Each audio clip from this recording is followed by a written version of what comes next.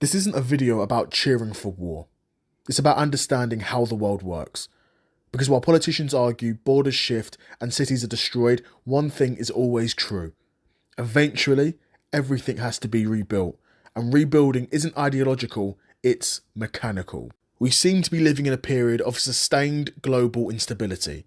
Regional wars, proxy conflicts, urban destruction, infrastructure damage, sanctions, supply chain disruptions. And whether it's Ukraine, Gaza, parts of the Middle East, Africa, or future flashpoints, modern conflict increasingly destroys infrastructure, not just armies. Bridges, roads, rail, power station, housing, and factories. And here's the uncomfortable reality. Wars end, reconstruction begins, always.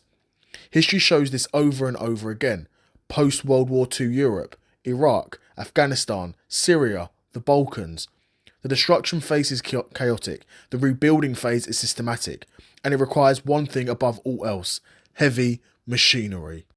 Governments don't rebuild because they're kind, they rebuild because they have no choice. Without reconstruction, economies collapse, refugees don't return, tax bases disappear, and instability spreads.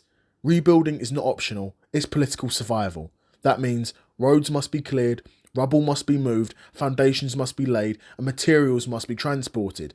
This is not high-tech innovation, it's brute physical work. Which brings us to the companies that dominate this space. Now, Caterpillar isn't a trendy stock. It's not speculative, and it doesn't rely on consumer sentiment. It does one thing extremely well. It builds the machines that rebuild the world. Caterpillar equipment is used in construction, mining, energy, demolition, infrastructure, and disaster recovery. And crucially, governments trust it.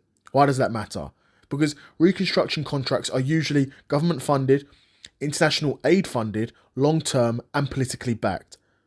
Caterpillar doesn't need viral growth, it needs stability, scale, and necessity. And realistically, destruction creates necessity. This isn't a moral endorsement. It's about economic observation.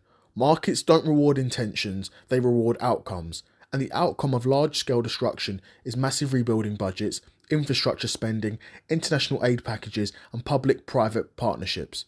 Rebuilding creates guaranteed demand, multi-year projects, and equipment replacement cycles.